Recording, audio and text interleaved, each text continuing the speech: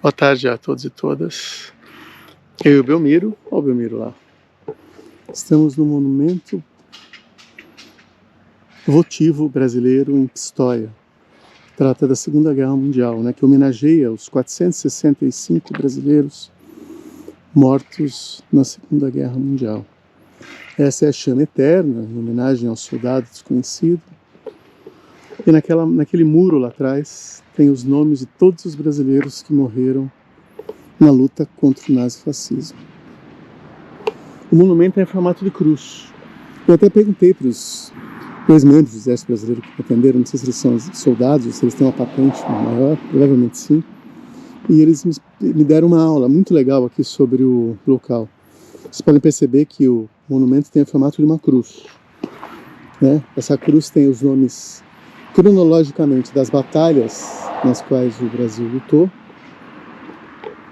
Monte Prano, Monte Castelo, Castel Novo, Montese, Joca.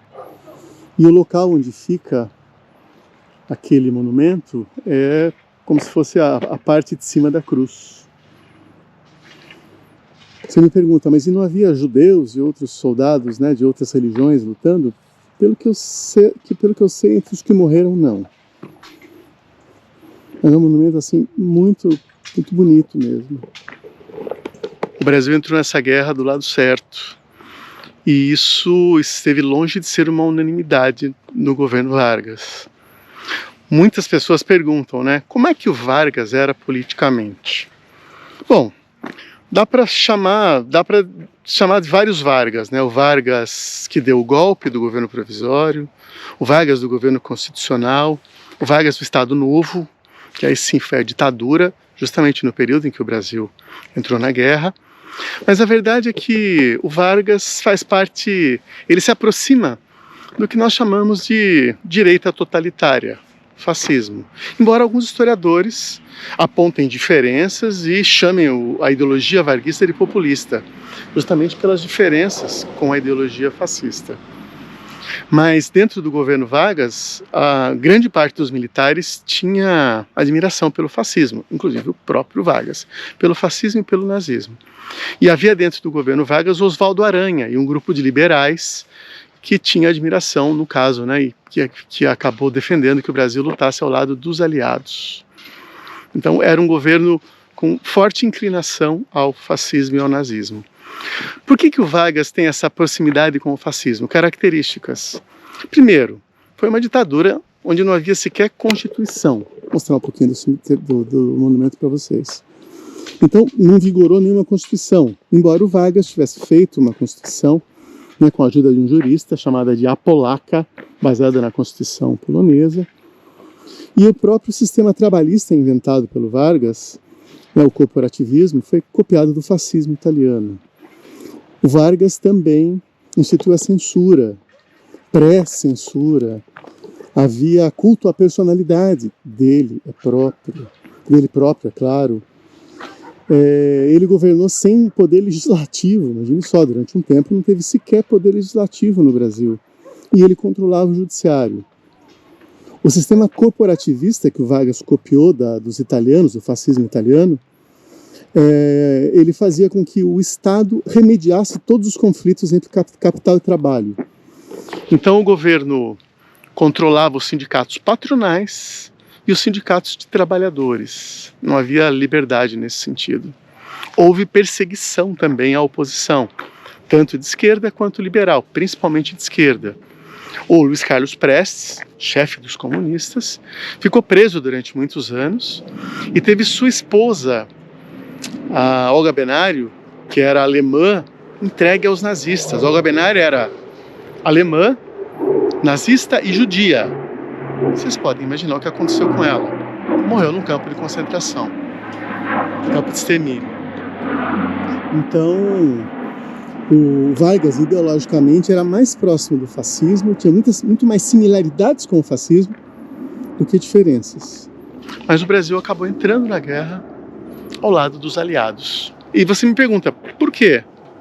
Pragmatismo, O Brasil acabou recebendo dinheiro, um empréstimo de 20 milhões de dólares para a construção da Companhia Siderúrgica Nacional, que era fundamental para o Brasil se industrializar, ter aço em quantidade.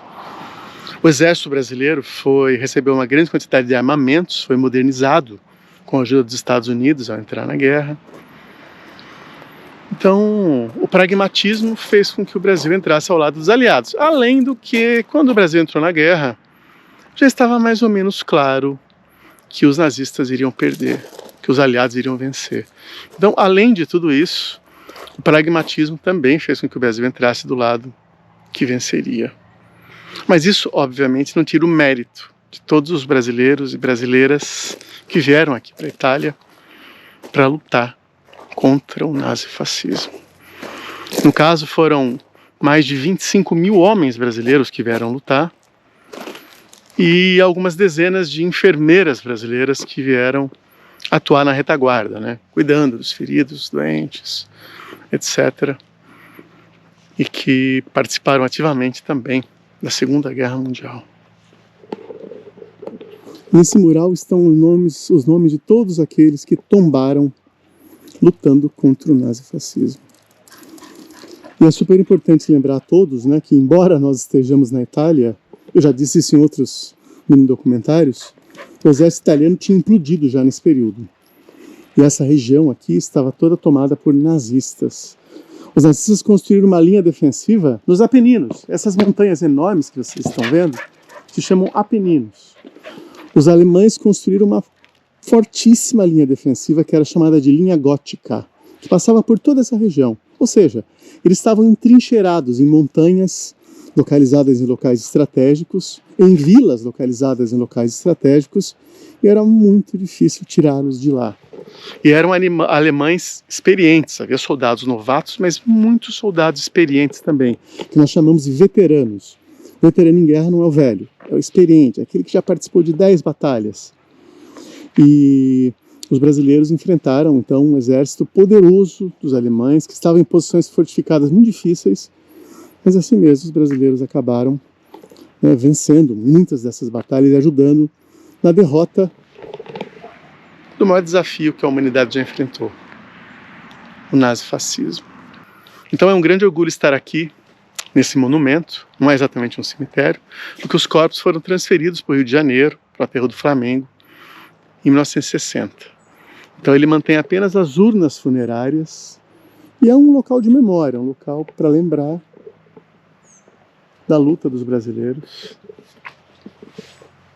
contra o nazifascismo. Tem apenas o corpo de um soldado, que está nesse local aqui onde fica a chama eterna, um soldado que não foi identificado. 3 soldados brasileiros desapareceram, morreram e os corpos não foram encontrados. 21 anos depois do final da guerra, foi encontrado o corpo de um dos soldados, que foi reconhecido pelo fardamento, pelos botões da roupa, e aí ele foi enterrado aqui, mas não se sabe o nome dele, né, porque não tinha teste de DNA. Então essa é uma homenagem, né, ao soldado desconhecido. Fica aqui, nesse memorial que fica em Pistoia, na Itália.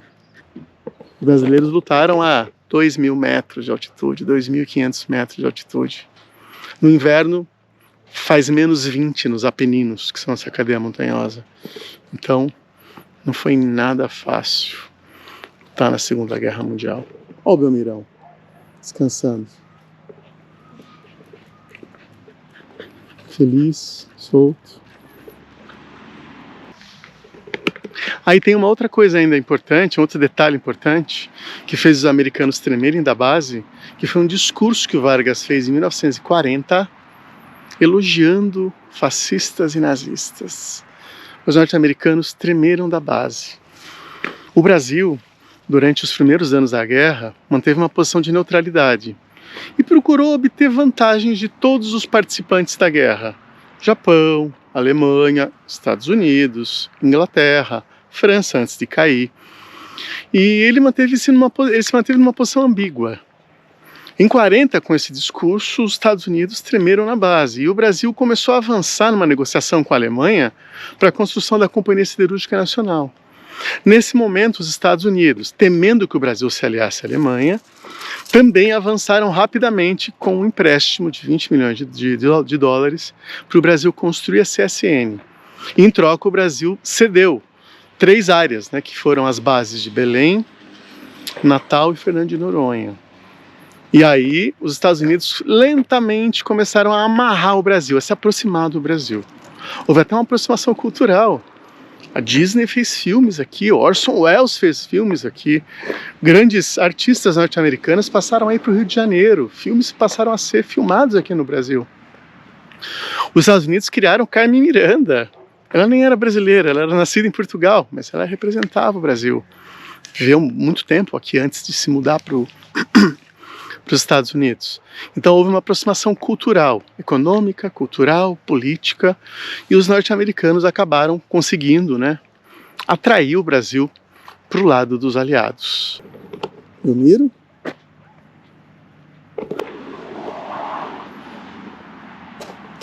Esse é um pouquinho desse memorial. Fica na cidade de Pistoia. Tem um mapa em alto relevo com os locais onde os brasileiros lutaram. Essas cidades que vocês estão vendo foram onde essas plaquinhas foram onde aconteceram as batalhas. Esse é o caminho que o Brasil fez nos Apeninos e depois no Vale do Rio Pó.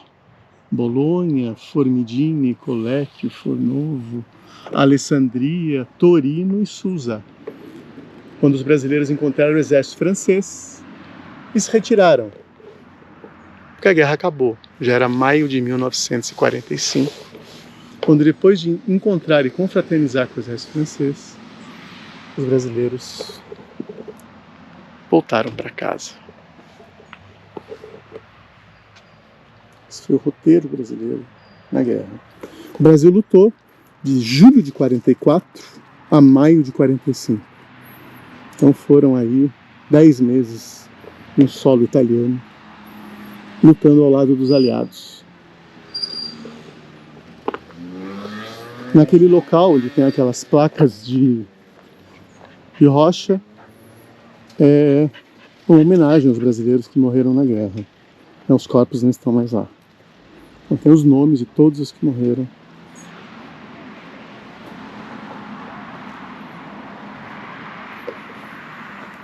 Nessas placas de rocha.